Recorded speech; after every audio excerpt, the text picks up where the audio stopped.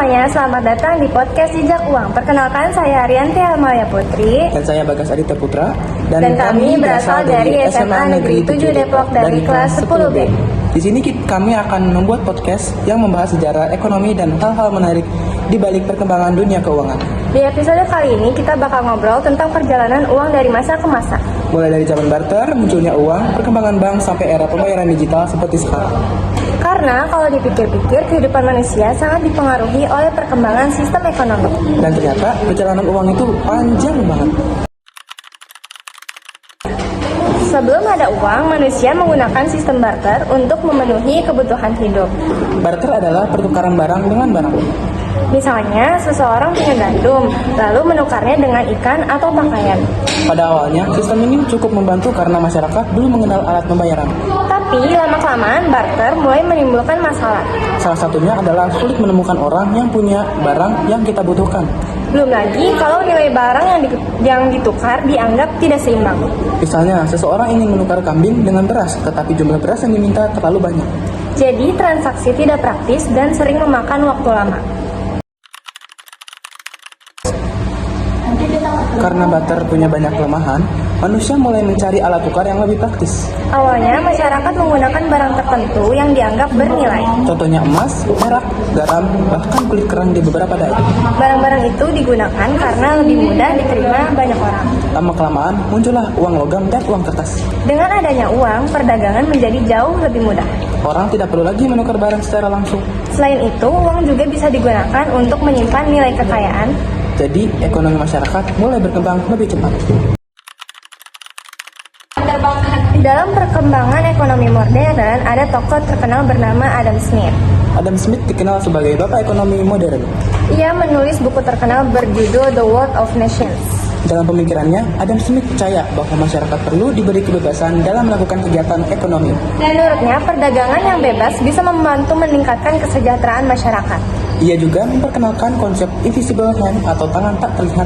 Maksudnya, kegiatan ekonomi masyarakat bisa menciptakan keseimbangan secara alami. Pemikiran Adam Smith sangat mempengaruhi sistem ekonomi dunia sampai sekarang. Seiring berkembangnya perdagangan, masyarakat mulai membutuhkan tempat penyimpanan uang yang aman. Dari situlah muncul lembaga perbankan. Awalnya, bank hanya berfungsi sebagai tempat menyimpan uang dan emas. Tetapi sekarang fungsi bank jauh lebih banyak. Mulai dari tabungan, pinjaman, transfer uang, sampai investasi. Bank juga punya peran penting dalam menjaga kestabilan ekonomi negara. Karena lewat bank, aktivitas ekonomi masyarakat bisa berjalan lebih lancar. Dalam sejarah ekonomi, dunia juga pernah mengalami berbagai krisis besar. Salah satunya adalah Great Depression tahun 1929. Krisis ini dimulai dari jatuhnya pasar saham di Amerika Serikat. Banyak bank bangkrut dan pengangguran meningkat drastis. Lalu ada juga krisis ekonomi tahun 2008 yang berasal dari sektor perumahan. Dari berbagai krisis itu, dunia belajar pentingnya pengawasan sistem keuangan. Pemerintah dan bank harus bekerja sama menjaga kestabilan ekonomi. Sekarang kita hidup di era digital. Banyak orang mulai jarang membawa uang tunai. Pembayaran bisa dilakukan lewat e-wallet, mobile banking, atau QR code. Bahkan, belanja juga sekarang lebih sering dilakukan secara online. Teknologi membuat transaksi lebih cepat dan praktis. Tapi di sisi lain, masyarakat juga harus lebih bijak mengatur keuangan. Karena kemudahan transaksi bisa membuat orang lebih konsumtif. Jadi, walaupun teknologi berkembang, pengelolaan uang tetap penting. Kalau dipikir-pikir, perkembangan ekonomi juga berpengaruh besar ke kehidupan remaja sekarang. Ya, contohnya cara kita belanja yang sekarang lebih sering online dibandingkan langsung ke toko. Selain itu, banyak remaja mulai mengenal bisnis kecil-kecilan lewat media sosial. Ada yang jual makanan, pakaian, sampai jasa desain dan editing. Teknologi membuat peluang ekonomi jadi lebih luas. Tapi di sisi lain, remaja juga perlu belajar mengatur uang dengan bijak. Karena kemudahan transaksi digital kadang bikin orang jadi lebih boros tanpa sadar. Jadi penting banget punya kebiasaan menabung dan mengatur pengeluaran sejak dini. Dengan begitu, kita bisa jadi lebih siap menghadapi kebutuhan di masa depan.